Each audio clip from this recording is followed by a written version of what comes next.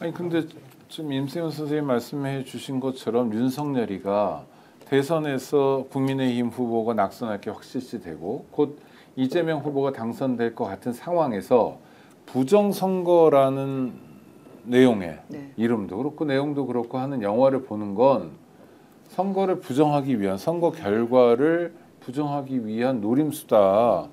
이건 그야말로 또 하나의 구태타 아닙니까? 그러니까 헌정 질서를 완전히 파괴하겠다는 속셈 같은데요. 그러니까 지금 보면 트럼프랑 동일한 지금 방향으로 가고 있어요. 트럼프가 저번에 선거에서 지고 난 다음에 자기가 진 이유가 부정선거 때문이라고 얘기했었고 거기에 광분했던 사람들이 그 의사당을 침범을 했었지 않습니까? 네. 그때도 연방군이 출동하는 거에 대해서 3시간 동안 그걸 아무런 명령을 내리지 않았어요. 그것 때문에 큰 사고가 났었거든요. 근데 그런 행위를 하고 난 다음에 그 부정선거를 지지하는 사람들이 여전히 트럼프의 핵심적 지지층이 됐습니다.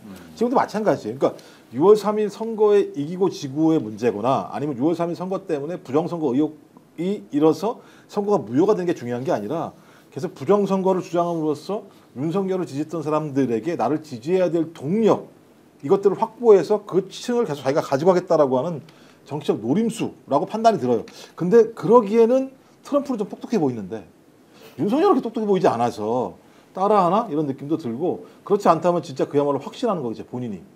그 계속 이런 유튜브 극우 유튜브들을 보면서 부정선거가 사실이라고 인정하지 않는 이상은 저는 트럼프 방식이 아니라면 이해하기 어려운 사태로 가고 있다 이렇게 보입니다. 그러니까 윤석열 생각은 이런 건가요? 대선에서 어차피 진다. 대선에서의 승리가 목표가 아니고 말로는 뭐 김문수 지지하고 승리지만 결국은 소수로 전락하더라도 자기의 지지 기반이 되는 국민의힘이 있으면 나중에 형사처벌 받더라도 어떻게 속성반으로 끊고 나올 수 있다. 뭐 이런 생각인가요? 그 일부 한줌 같은 그 지지자들을 업고 가는 거죠. 그러니까 이른바 소위 말하면 펜타닐을 복용한 듯한 느낌인 것 같아요. 지금 보면은 윤석열 내란숙의 피의자가 재판정을 갈 때 지지해주는 사람들이 가가지고 엄청 환호를 해주잖아요. 네네. 윤석열 대통령 그다음에 지하로 모셔라 막 이러면서 그 환호를 해주지 않습니까? 근데 그 소수일 거 아니에요. 몇 명 안 되는. 그 소수가 이제 그 목소리가 크니까 과대 표집이 됐다고 저는 봐요. 네네네. 그래서 그 권력을 아직도 못 잊고 있다고 생각이 들고요. 저는 김문수 후보는 복장 터질 것 같습니다. 지금 저렇게 윤석열이 돌아다니고 있는 것에 대해서 복장이 터질 것 같아요. 심지어 이 내란숙의 피의자의 아내인 김건희마저도 본인이 그 검찰에 출석하게 되면 김문수 후보에게 나쁜 영향을 미칠 수 있기 때문에 그래서 출석을 안 하겠다라고 이야기를 하지 않았겠습니까? 네. 적어도 김건희 씨는 자기 주제를 아는 거예요. 내가 돌아다니면 표 떨어진다는 건 적어도 그걸 알고는 있는데요. 이 내란숙의 피의자는 그마저도 모릅니다. 저렇게 돌아다니면요. 당연히 표 떨어지죠. 누가 좋아합니까? 그 일부의 그 소수의 지지층 말고는 다 안 좋아하는 것도 맞고 또 하나 김문수 후보가 복장 터질 게 뭐냐면 지금은 본인들의 지지자들 뭐든 다 최대한 결집해야 되는 상황이잖아요.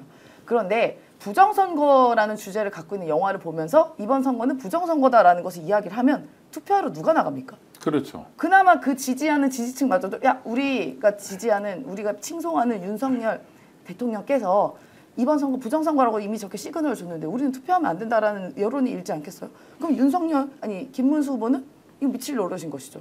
그러니까 여러모로 지금 윤석열의 행보는 너무나도 바보 같은 모자른 행보였다. 저는 그렇게 생각합니다. 근데 좀 이해가 안 되는 게 부정선거를요. 한독수가 한다는 거예요. 최상목이 한다는 거예요. 아니 이주호가 한다는 거예요. 그러니까요. 중국 사람들이 한다는 거 아닙니까? 주장은? 지금 선관위는 다 자기가 지금 임명한 사람들이잖아요. 그럼 이거 지금 선거 관리 누가 하고 있습니까? 이주호 권한대행이 하고 있는 거 아니에요? 그렇죠. 그럼 부정선거를 누가 해요? 중국 사람이 여기 넘어와서요? 갑자기? 뭐 그런다는 거 아닙니까? 늘 하는 얘기가. 그러니까 제가 볼 때 이게 상식적으로 뭐가 투표는 한국인이 개표는 중국인이 뭐.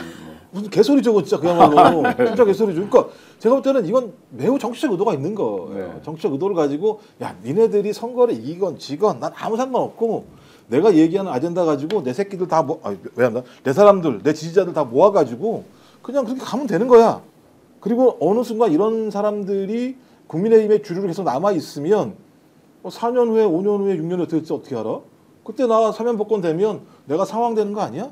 전 이 정도의 마인드가 아니고는 이런 식으로 갈 수가 없는 거죠. 이런 식으로 갈 수가 없는 거죠. 하여튼 매우 독특한 사람이어서 일반적인 상식으로 분석이 불가능하다는 건 뭐 사실인 것 같고요.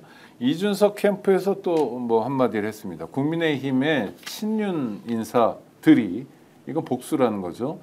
이준석에게 차기 당권을 주겠다. 그러니 단일화하자. 단일화의 내용은 김문수로의 단일화 이런 폭로를 오늘 했는데요. 이건 어떻게 평가할까요? 사실이겠죠? 모르겠어요. 뭐 이준석 후보의 말도 저는 그닥 신뢰를 하고 있지 않기 때문에 네네. 이 말이 사실인지는 모르겠습니다만 만약에 사실이라 하면 이준석 후보 측은 절대로 받지 않겠죠. 어떻게 믿습니까? 이미 한번 당한 게 있는데.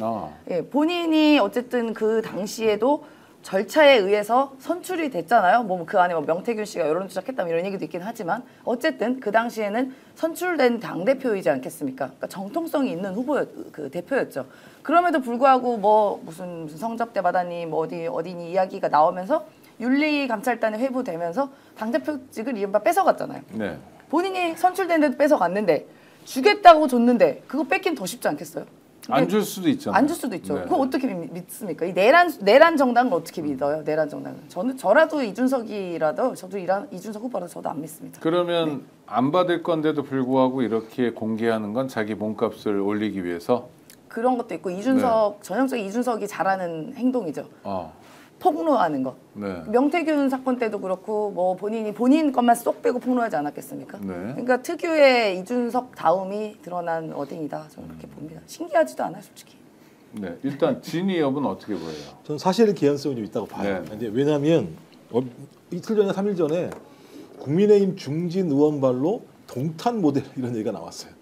이제 동탄 모델이라고 하는 게 후발 주자로서 이준석이 들어갔다가 갑자기 선거운동을 하면서 후반부에 대역전을 해서 1위를 했기 때문에 단일화를 한다면 대선에서도 동탄 모델이 만들어지지 않겠냐라고 하는 얘기를 흘렸다고 얘기를 해요. 네. 근데 이준석을 끌고 올 수 있는 방법이라는 게 뭐냐면 당권밖에 없어요. 근데 말씀하신 것처럼 이준석이 바보입니까? 거기서 쫓겨나가지고 질질 끌려 나와서 그나마 지금 회생을 해가지고 뭔가 좀 해보려고 하는 사람이니까 이준석이 이걸로는 믿지 않을 거란 생각이 들죠.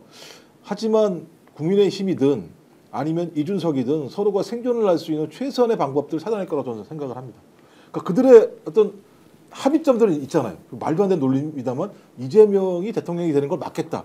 이게 자기들이 생각하는 시대적인 요구다. 자기들이 이렇게 주장하고 있는 상황이잖아요.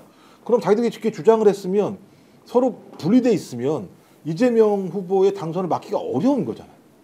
그럼 서로 쌍방 간에는 단일화하지 않겠다. 이준석은 얘기하고 있고 국민의힘은 계속 김용태 비대위원장을 통해서 군부를 떼고 있는 상황이면 어떤 형태로든지 서로가 최선의 길을 찾아야 되는데 일단 이준석이 처해 있는 상황이 제가 볼 때는 본인의 말과 다르게 매우 안 좋은 상황이라고 생각이 들어요. 일단 제 생각에는 지지율 자체가 너무 작아요. 한 7% 정도 가지고 있는 상황인데 이게 올라갈 거라고 저는 생각하지 않아요. 그럼 10%가 넘기 어려운, 그러니까 별로 가진 게 없는 후보일 수밖에 없다라고 하는 것이 첫 번째 문제이고 또 하나는 지지율이 낮아도 단일화의 필요는 있을 수 있잖아요. 이를테면 예전에 안철수 지난번 선거 때 네. 안철수 윤석열의 경우 또 심상정 이재명도 단일화했어야 되는 거 아니냐? 뭐 저도 이런 그것 때문에 것처럼. 단일화할 수 있는 요인을 말씀드리는 겁니다. 네네네. 예, 그런 10%도 안 되는 낮은 네네. 그러니까 자기 가지고 있는 게 많지 않다라는 거 하나하고 두 번째는 너무나 높은 비호 호감도예요. 그러니까 거의 지금 60%까지 나오는 상황이고 또 이번 TV 토론에서 압도적인 비호감을 거기다 얹혔잖아요. 양념 삼아서. 네네네. 그런 비호감을 가지고 있는데 단일화를 했을 때 효과가 발생할 수 있을까? 제가 볼 때 발생하기 어렵다라는 거하고 또 하나는 선거 비용 문제입니다. 뭐 많이 쓰지는 않는 것 같은데 선거 비용이 만만치 않거든요. 네네. 이 선거 비용을 당이 다 토해내야 되는 상황입니다. 10%가 안 되면 10%가 넘으면 절반, 15%가 넘어야 다 할 수 있는 상황이기 때문에 이런 여러 가지 상황을 보면 단일화를 할 수 있는 조건만 되면 단일화할 수 있겠다 저는 생각이 드는 거고. 근데 만약 이런 경우는 어떻게 돼요? 당신의 정당이 쓴 선거 비용을 우리가 내주겠다. 우린 부자니까. 이러면 못 내줘요. 후보 매수죄가 되는 그렇죠. 거죠. 못 내주죠. 그거는- 저번에도 한번 그런 일이 있어가지고 난리가 났었잖아요. 네네. 안철수랑. 그렇죠. 그거는 저 형사처벌을 받는 범죄니까. 네, 그래서 나중에 야 우리가 못 줘. 그거 주면 안 돼. 이렇게 해가지고 안철수가 왜 안 줘? 뭐 이런 일이 벌어졌던 사례가 있었던 거여서 저는 그래서 어느 순간 지금 계속 국민의힘은 24일 투표용지가 인쇄되기 전날까지 단일화를 하자라고 얘기하는데 저는 그건 아무 상관없다고 봐요.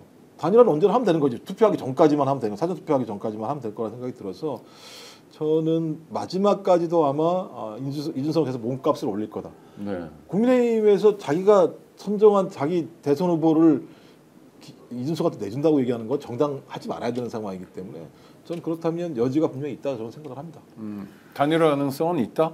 저는 의미가 없다고 생각하고요. 의미가 없다. 예. 가능성은 있을 수 있지만 네. 관심이 없다에 가까우신 것 같아요. 관심도 없지만 의미도 없다. 의미도 없는 게 이렇게 예를 들어 10 더하기 15, 10 더하기 5가 돼서 15가 돼야 되는데요. 네네. 10 더하기 5가 15가 안 되고 12밖에 안 됩니다. 아 원래는 10 더하기 5를 하면 15가 아니라 15에서 시작해서 17, 18, 19 이렇게 나가는 거잖아요. 그렇죠. 아 근데 얘는 마이너스다. 오히려 줄는 게 왜냐하면 이준석 후보를 뽑으려는 사람이 네. 단일화를 하면 그러니까 만약에 후보를 드랍하게 되면 이준석이 드랍하면 어딜 뽑은 거냐 물어봤을 때 김문수로 가는 비율이 이재명 후보에게 가는 비율보다 더 적습니다. 아 네, 그렇게 되면 오히려 이준석의 표가 이재명 후보에게 가서 더 붙여지는 것이죠. 그러면 차이가 더 벌어지죠. 이준석이 주장하는 것처럼 네.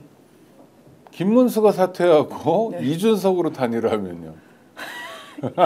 뭐 있을 수 없는 것도 없는 게 일어날 수 있으니까. 제2의 그래도 당이 그 소수 정당에게 가는 비율은 없겠지만 네. 그렇게 간다 한들 그게 그렇다고 이재명 후보를 이길 수 있을 것 같진 않거든요. 네. 그리고 김문수 후보를 뽑으려는 사람들이 이준석으로 간다? 그러면 김문수를 뽑으려던 사람들이 투표를 안 할 겁니다. 그러니까 국힘의 당원이나 지지자 중에 상당수는 이준석이가 비호감이니까 아예 안 가버린다. 아예 안 가는 확률이 높죠. 그럼 이렇게 되든 저렇게 되든 단일화 효과는 별로 없다라는 분석. 아, 근데 이상한 얘기 네. 했어요. 채널 A랑 이준석 인터뷰하면서 네. 단일화 계속 물어볼 거 아닙니까? 그랬더니 마지막 승부를 앞두고 특단의 방법이 필요하다. 이렇게 얘기했어요. 또 근데 애매하게 단일화는 아니래요. 모자란 이런 얘기를 합니다. 그러니까 뭔지는 모르겠어요. 단일화 아닌 사퇴일 수 있겠네요. 모르겠어요. 자기 주머니 맨날 비단 주머니에 네. 3개 있다고 얘기하니까 뭔지 잘 모르겠습니다만 희한하잖아요. 마지막 승부를 앞두고 특단의 방법이 필요한데 왜 이 특단의 방법이 필요하냐? 주타방을 이재명으로 잡아라 이렇게 얘기했어요. 이재명을 막기 위한 거예요. 결론적으로. 그러니까 이준석은 이렇게 얘기하면서 자기만이 이재명과 가장 견디어하게 잘 싸운다는 이미지를 남기려고 하는 거죠. 제가 볼 땐 이준석은 이것만 남기면 돼요. 다른 게 뭐가 필요하겠어요. 앞으로 만약에 이재명 후보가 대통령이 된다면 5년 동안 야당의 가장 핵심적인 화두는 뭐가 되겠습니까? 이재명과 맞서서 가장 잘 싸운 사람, 가장 잘 싸울 사람. 이거 아니겠어요? 누가 뭐라고 하더라도? 그럼 이것만 만들면 되는 거죠. 6월 3일 전까지. 오늘 방송 어떠셨습니까? 마음에 들었다면 구독, 좋아요로 스픽스를 응원해 주십시오. 여러분들의 구독, 좋아요는 가장 큰 힘이 됩니다. 스픽 구독, 좋아요.